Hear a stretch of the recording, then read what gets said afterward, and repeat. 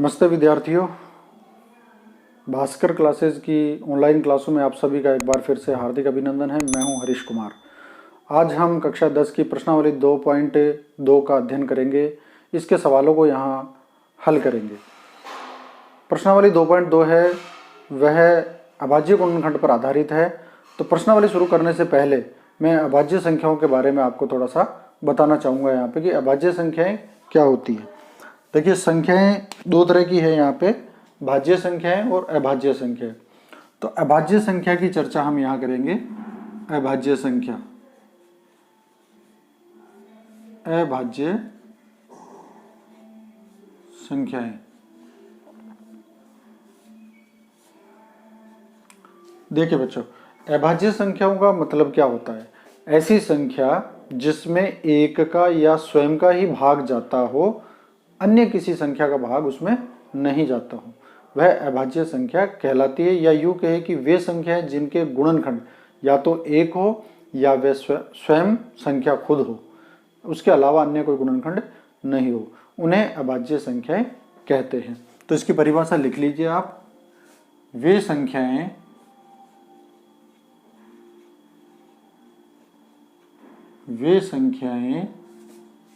जिनके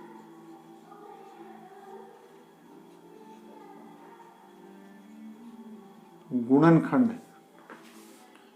एक या स्वयं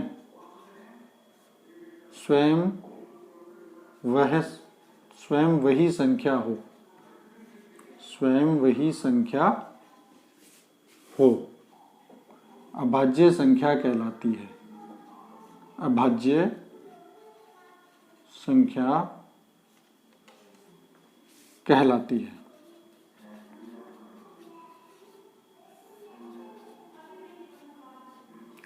वे संख्याएं जिनके गुणनखंड एक या स्वयं वही संख्या हो, अभाज्य संख्या कहलाती है। अगर दो से ज्यादा गुणनखंड हो तो वह भाज्य संख्या कहलाती है। देखिए, यहाँ पे हम चर्चा कर लेते हैं इसका मतलब क्या है। गुणनखंड एक या स्वयं हो, इसका मतलब है कि जिस संख्या में या तो एक का भाग जाए और एक का भाग सभी संख्याओं में जाता है। तो यूं कहें कि सिर्फ खुद का ही भाग जाए जिसमें, वही संख्या अभाज्य संख्या हो, इसके अलावा अन्य किसी संख्या का भाग इसमें नहीं जाता हो। जैसे मान लीजिए मैं यहाँ गिनती लिखता हूँ 1 2 3 4 5 6 7 8 9 10 और 11। ये जो आपका एक है ये ना तो भाज्य है और ना ही अभाज्य। एक न तो भाज्य है और न ही अभाज्य है। अब आप इसके टुकड़े करें, इसके गुणनखंड करें तो एक में किसका भाग जाता है? देखो,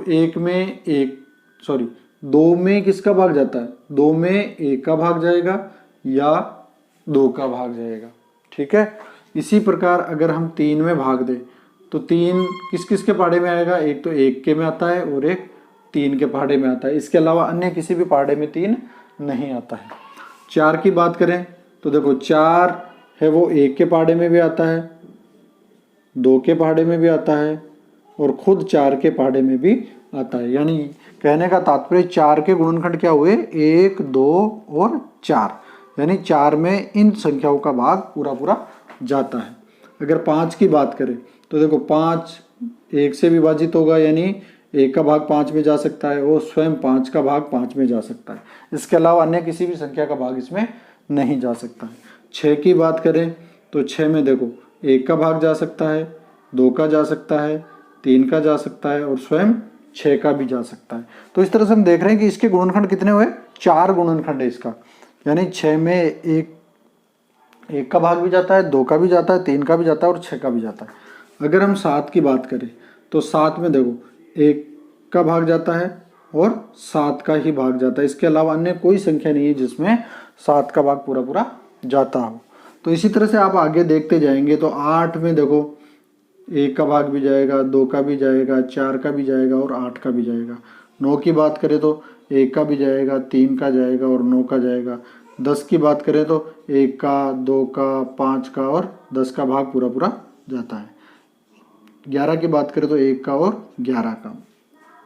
तो यहाँ आपको पहचानना होगा कि ऐसी कौन कौन सी संख्या हैं जिनमें एक का भाग जा रहा है और खुद का जा रहा है, इसके अलावा अन्य किसी संख्या का भाग नहीं जा रहा है, वही आपकी अभाज्य संख्या होगी। एक को न तो आपको भाज्य में गिनना है और न ही अभाज्य में। जैसे 2 में किस किस का भाग जा रहा है, 1 का और 2 का, इसके अलावा किसी संख्या का भाग नहीं जा रहा है।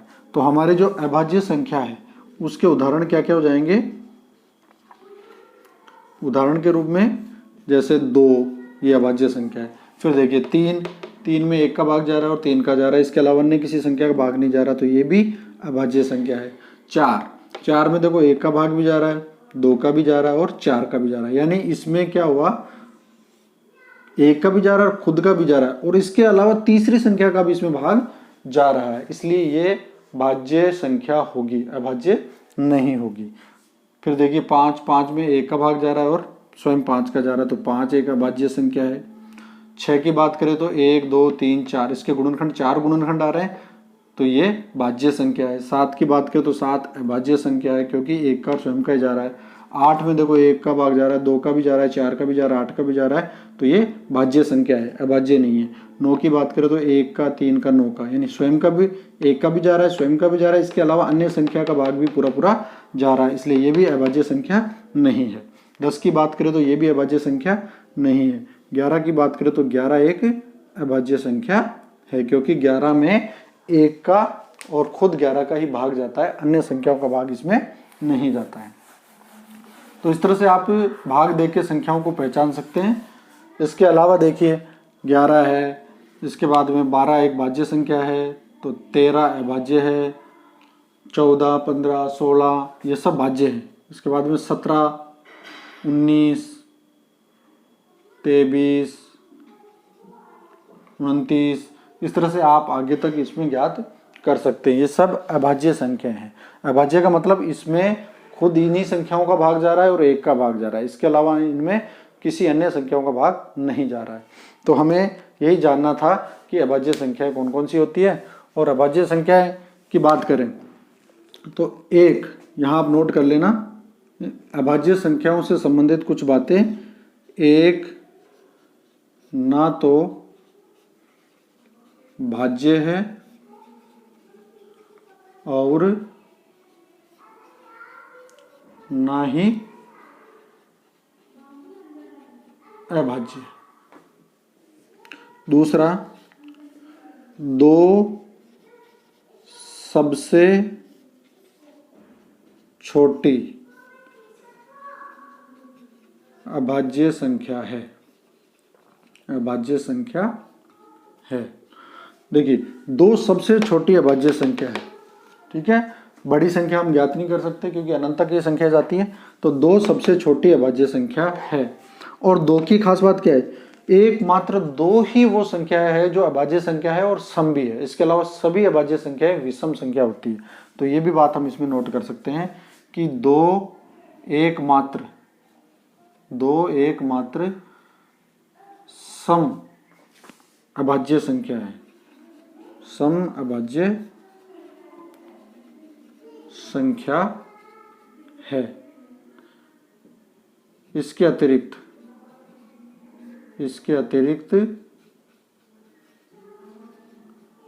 सभी अभाज्य संख्याएं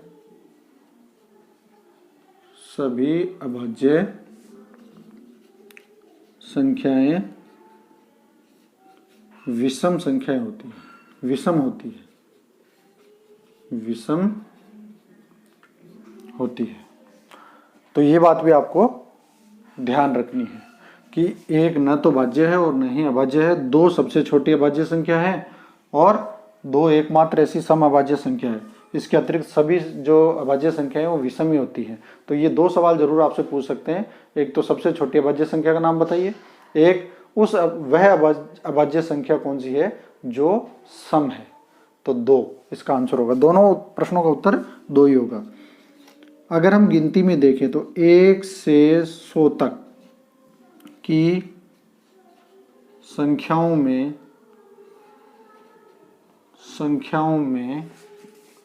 25 अभाज्य संख्याएं होती हैं, 25 अभाज्य संख्याएं होती है। तो ये आप 1 से 100 तक की जो काउंटिंग है, गिनती है, उसमें देखना, पहचानना कि वो कौन कौन सी संख्या है।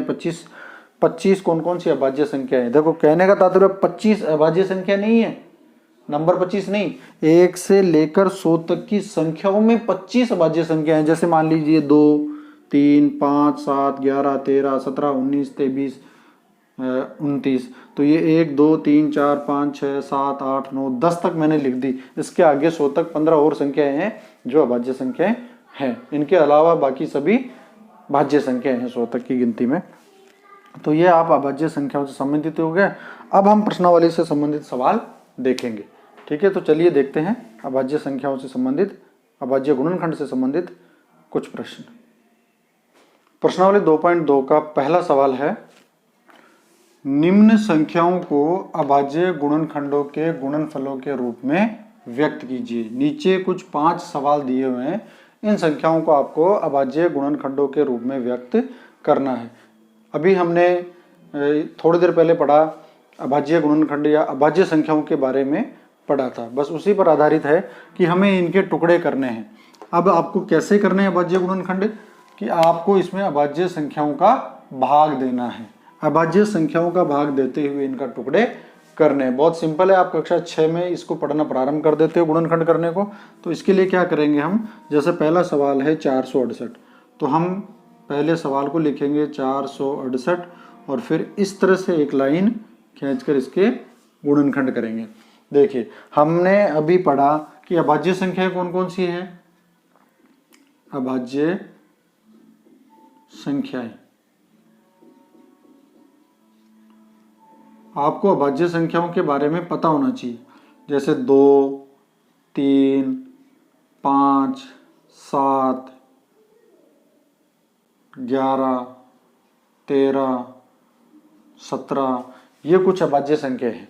कहने का तात्पर्य है कि आपको इन सभी सवालों को जब आप हल करोगे तो आपको क्या करना है, इन अभाज्य संख्याओं का भाग देना है। जिस अभाज्य संख्या का भाग जा रहा है उसका देना है। जैसे सबसे पहले हमें 2 का भाग देना है। अगर 2 का भाग नहीं जाता है तो फिर हमें 3 का भाग देना है। अगर संख्या में 3 का भाग नहीं जा रहा है तो 4 का नहीं देना है, हमें डायरेक्ट 5 का भाग देना है। 5 का भाग नहीं जा रहा है तो 7 का चेक करना है, 7 का जा रहा है कि नहीं जा रहा है। 7 का नहीं जाएगा तो 11 का, 11 का नहीं तो 13 का, 13 का नहीं तो 17 का, और इसी क्रम में आगे बढ़ते जाना है। हमें भाज्य संख्याओं का भाग नहीं देना है, अभाज्य संख्याओं का भाग इनमें देना है। और इसके लिए आपको भाज्यता के नियम आने चाहिए। तो जैसे जैसे हम भाग देते जाएंगे, जो जो संख्या आएंगी उनके बारे में मैं थोड़ा आपको नियम भी बताता रहूँगा। जैसे हमें सबसे पहले इसमें भाग देना है, तो इसमें अब सबसे पहले हमें 2 का भाग देना है इसमें। तो ये चेक करना होगा, हमें पहले जांचना होगा कि क्या इस संख्या में 2 का भाग जा सकता है। तो वह सभी संख्या जिनमें इकाई का अंक 0, 2, 4, 6 या 8 हो, उन सभी में 2 का भाग पूरा पूरा जाता है। तो यहाँ इकाई में क्या है, 8 है, तो इसका मतलब इसमें 2 का भाग पूरा पूरा जाएगा। तो हम इसमें 2 का भाग देंगे। भाग आप डायरेक्ट भी दे सकते हैं और चाहो तो आप अलग से भी दे सकते हैं, परंतु देखिए कक्षा 10 के विद्यार्थियों को इस तरह से गुणनखंड करना आना चाहिए। तो आप देखिए सबसे पहले हम इसमें भाग देंगे। 2 का पहाड़ा बोलो कि 4 आ जाए, तो जितनी बार भाग जाएगा उसको हमें नीचे लिखना है। तो 2 का पहाड़ा में बोलो 2 एकम 2, 2 दूनी 4, यानी मैंने 2 बार पहाड़ा बोला, पूरा पूरा भाग गया, कोई शेषफल नहीं बचा। अब इसको लो संख्या को 6, 2 का पहाड़ा बोलो कि 6 आ जाए, तो 2 एकम 2, 2 दूनी 4, 2 तिया 6, भाग 3 बार गया। अब देना है आपको 8 में, 2 का पहाड़ा बोलो कि 8 आ जाए, तो 2 चौके 8, तो ये हमारा गुणनखंड हो गया। अब आगे देखिए संख्या में इकाई का अंक क्या है, 4। तो जिन संख्याओं में इकाई का अंक 0, 2, 4, 6, 8 हो, उनमें 2 का भाग पूरा पूरा जाता है। तो इसका मतलब इस संख्या में भी 2 का भाग पूरा पूरा जाएगा। तो पहले इसमें दीजिए, 2 का पहाड़ा बोलिए कि 2 आ जाए, 2 एकम 2। अब यहाँ देखिए 3 है, 2 का पहाड़ा बोलोगे या तो 3 आए या 3 से कम आए, तो कितनी बार बोलेंगे हम, एक बार। 2 एकम 2, कितने आए, 2। उस 2 को आपको 3 में से घटाना है, 2 को 3 में से घटाना है, तो 3 में से 2 गए तो कितने बचे, 1। अब 1 इसके आगे लग गया तो ये कितने हो गए, 14। तो 2 का पहाड़ा बोलो कि 14 आ जाए, तो 2 7 14। अब इसमें भाग देंगे आगे। अब देखिए इकाई में आ गया 7, इसका मतलब इसमें 2 का भाग नहीं जाएगा। अब इसमें किसका भाग जाए, 2 का नहीं जा रहा है, तो अब किसका देंगे हम, 3 का देंगे। 3 की भाजकता कैसे जांचें, संख्याओं जो संख्या दी गई है उसके अंकों को जोड़ लीजिए। अगर उस टोटल में, उस योग में अगर 3 का भाग जाता है तो उस पूरी संख्या में भी 3 का भाग जाएगा। जैसे 7, 7 और 1 8, 8 और 1 9। अब क्या 9 में 3 का भाग जाता है? बिल्कुल जाता है, 3 3 9 होता है। तो अब आप इसमें 3 का भाग देंगे। देखो पहला अंक लेंगे तो ये छोटा है, यानी भाज्य बड़ा और भाजक बड़ा और भाज्य छोटा हो गया। इसके लिए हमें इन दोनों अंकों को लेना है। ये कितने हो गए? 11।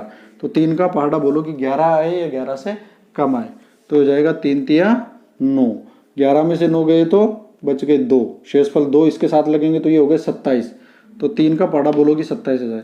3 नाम 27, तो 39 बार भाग गया। अब फिर इसमें देखिए 3 का भाग जाएगा, 3 का भाग दीजिए। 3 एकम 3, इसमें जाएगा 3 3 9। अब देखिए यहाँ पे कितने आए? 13। 13 एक अभाज्य संख्या है, यानी 13 में किसका भाग जाएगा? स्वयं 13 का ही जाएगा, इसके अलावा अन्य किसी संख्या का भाग नहीं जाएगा। तो हम डायरेक्ट किसका देंगे इसमें? 13 का। 13 एकम 13। तो इस तरह से ये हमने इसके गुणनखंड किए, 468 के गुणनखंड कर दिए हमने। तो 468 बराबर गुणनखंड क्या है? 2 गुणा 2 गुणा 3 गुणा 3 गुणा 13। यानी ये जो गुणनखंड आए इनको यहाँ बराबर में लिखना है। 468 को लिखा बराबर 2 गुणा 2 गुणा 3 गुणा 3 गुणा 13। अब इसको आप घातों के रूप में व्यक्त कर दीजिए। घातों का मतलब देखिए 2 कितनी बार है? 2 लिखो। 2 कितनी बार है? 2 बार, तो इसकी घात हो जाएगी 2 गुणा आगे क्या है? 3। 3 कितनी बार है? 1 2, 2 बार 3 है तो इसकी घात 2 हो जाएगी। गुणा 13 कितनी बार है? 1 ही बार है तो इसको अकेला लिखेंगे। तो ये हमारे हो गए अभाज्य गुणनखंड। ये इसका आंसर हो गया। तो बच्चों देखो, गुणनखंड आपको आना चाहिए, भाग देना आना चाहिए। अगर यहाँ नहीं दे पा रहे तो आप अलग से भाग क्रिया कर सकते हैं, परंतु आप बार बार अभ्यास करके इस प्रक्रिया को थोड़ा फास्ट करेंगे हम। ठीक है, अगला सवाल देखिए, उतार लीजिए इसको। अगला सवाल इसी तरह से आपको इसे अभाज्य गुणनखंडों में बदलना है और फिर घात के रूप में व्यक्त करके इसका उत्तर निकालना है। अगला सवाल है 945 का अभाज्य गुणनखंड करेंगे। सवाल नंबर 2,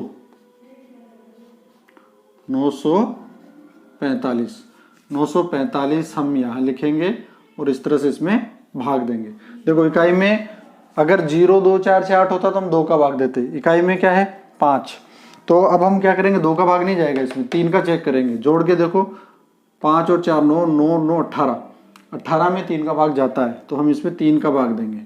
3 3 9, पूरी बार भाग गया। अब इसमें देंगे 3 का पहाड़ा बोलो कि 4 आए या कम आए तो 1 बार जाएगा। 4 3 एकम 3, 3 एकम 3, 4 में से 3 गया तो घटा दो 1 बच गया, 15 हो गए। 3 पंजे 15।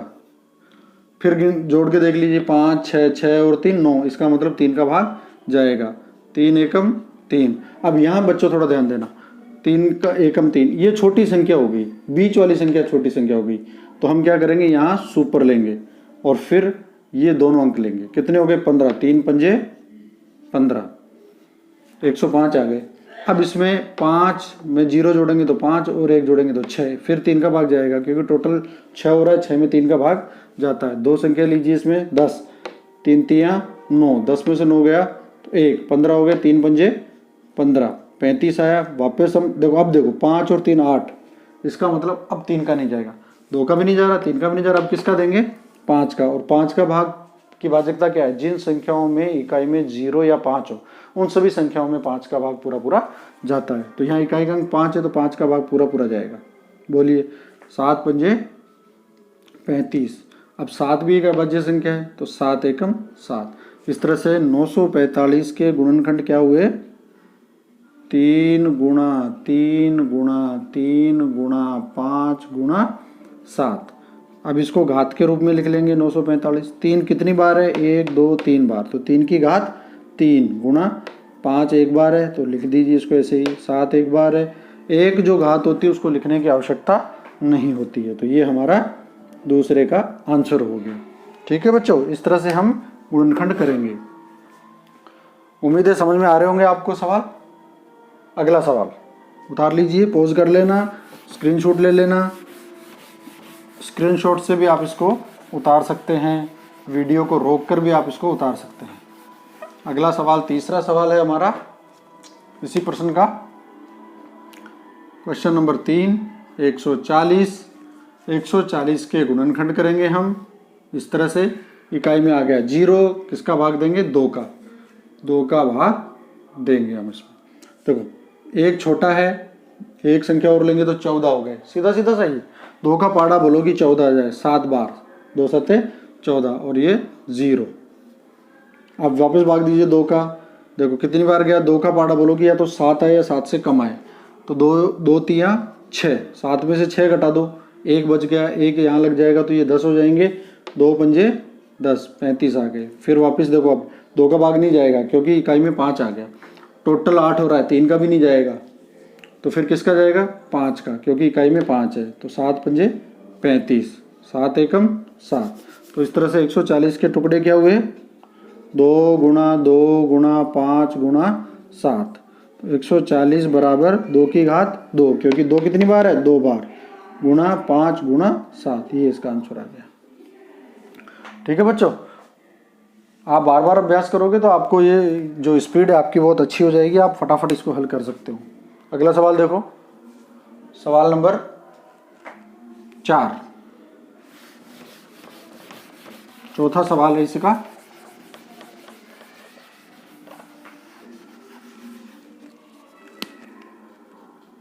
सवाल नंबर 4, 3825 को अभाज्य गुणनखंड में व्यक्त करना है। तो हम लिखेंगे 3825 और इसका करेंगे गुणनखंड। ठीक है, बड़ी संख्या है, देख के घबराना मत। वही नियम है हमारा, ये जो अभाज्य संख्या दे रखी है इन्हीं का भाग देना है, शुरुआत से देना है, पहले 2 का देना है, 2 का भाग नहीं जाए तो 3 का, 3 का नहीं जाएगा तो 5 का, 5 का नहीं तो 7 का, 11, फिर इस तरह से। तो देखो इकाई का अंक क्या आया? 5, इसका मतलब 2 का भाग इसमें नहीं जाएगा। अब 3 की भाजकता के लिए मैंने बताया कि संख्या के अंकों को जोड़ लो, और अंकों को जोड़ने के बाद में जो संख्या आती है उसमें 3 का भाग पूरा पूरा चला जाएगा, तो उस पूरी संख्या में भी 3 का भाग पूरा पूरा जाएगा। जैसे इसको जोड़ते हैं हम, 5, देखिए 5 2 7, 7 और 8 15, 15 और 3 18। अब देखिए 18 में 3 का भाग जाता है, 3 6 18 बिल्कुल जाता है, इसका मतलब इस संख्या में 3 का भाग जाएगा। तो भाग दीजिए, पहले इसमें दीजिए, 3 एकम 3, अब इसमें देंगे 3 एकम 3, 3 दूनी 6, 8 में से 6 घटा दो आप, कितने बच गए? 2 यहाँ मान लो तो ये कितने हो गए? 22, 3 7 21, 22 में से 21 घटाएंगे तो 1, 15, 3 पंजे 15, 1275 आ गए।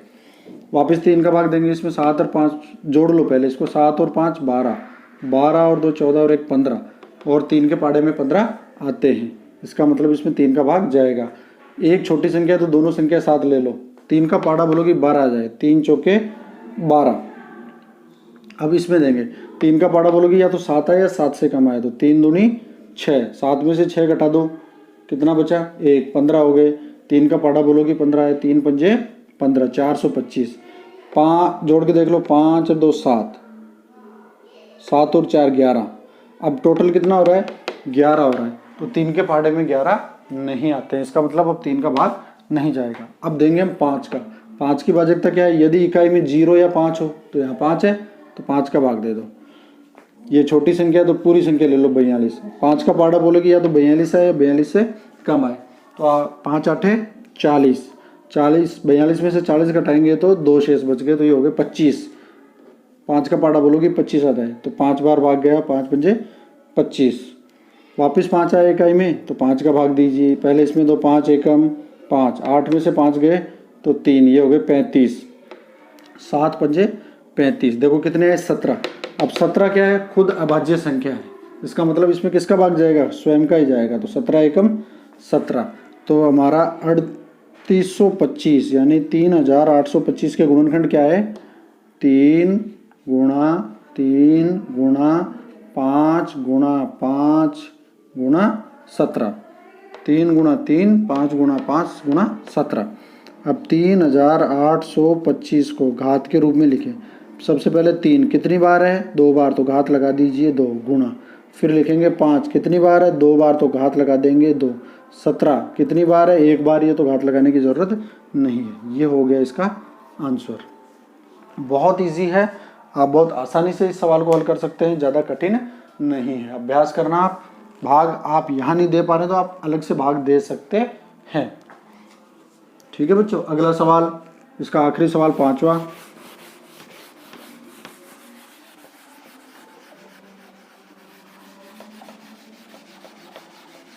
पांचवा सवाल इसी तरह से हम देखेंगे। गुणनखंड करना आना चाहिए बस, और हमें अभाज्य संख्याओं का ही भाग देना है। आखिरी सवाल पांचवा, 20,570 को आपको अभाज्य गुणनखंडों के रूप में व्यक्त करना है। तो यहाँ लिखेंगे 20,570 और इसका करेंगे हम गुणनखंड। गुणनखंड करेंगे तो सबसे पहले इकाई का अंक देखो क्या है? 0। इसका मतलब 2 का भाग जाएगा।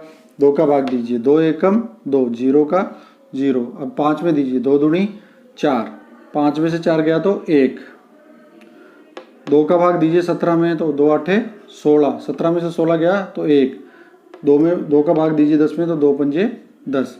देखिए यहाँ इकाई में आ गया 5, इसका मतलब 2 का भाग नहीं जाएगा।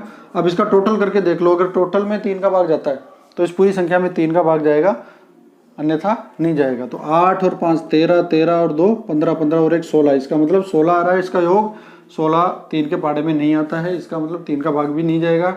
इकाई का अंक 5 है तो हम 5 का भाग देंगे। सबसे पहले आप इन दोनों अंकों में दो, 5 का पाड़ा बोलोगे 10 आए, तो 5 दूनी 10।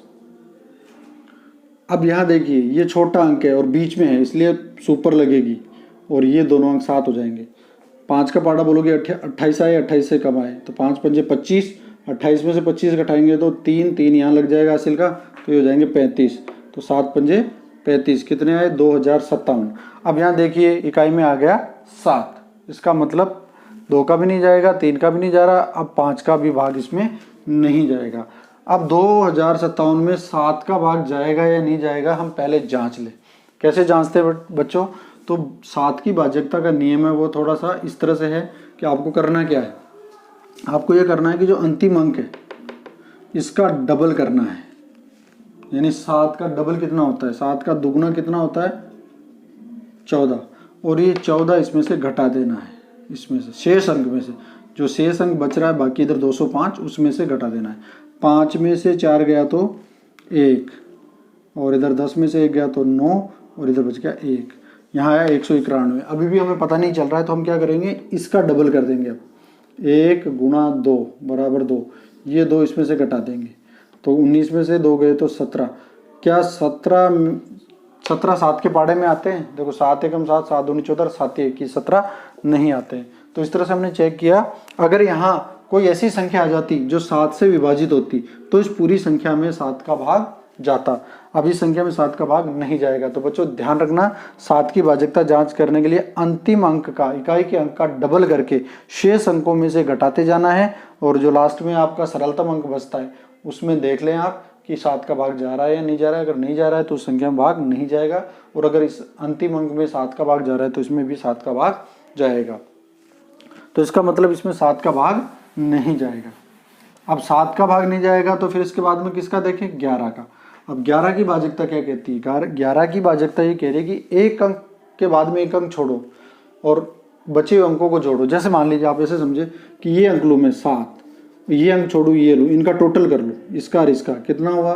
7। फिर बचे हुए अंकों का टोटल, ये 5 और ये 2, ये 7, इन दोनों का अंतर या तो 0 हो या ऐसी कोई संख्या हो जो 11 से विभाजित हो, तो इसमें 11 का भाग जाएगा। तो यहाँ 0 आया तो इसमें 11 का भाग जाएगा। तो 11 का भाग दीजिए 20 में, एक बार बोलेंगे 11 एकम 11, तो 20 में से 11 घटाएंगे तो कितने बचेंगे? 9, तो ये हो गए 95। अब 11 का पाड़ा बोलेंगे कि 95 आए, 95 से कम आए, तो 8 बार बोलेंगे 11 8 88, तो 95 में से 88 घटाएंगे तो कितने बचेंगे? 7, ये हो गए 77, तो 11 7 77। ठीक है बच्चों, अब यहाँ भी वही कंडीशन आ रही है, 7 और 1 8, 8 में से 8 गया तो 0, इसका मतलब 11 का भाग जाएगा।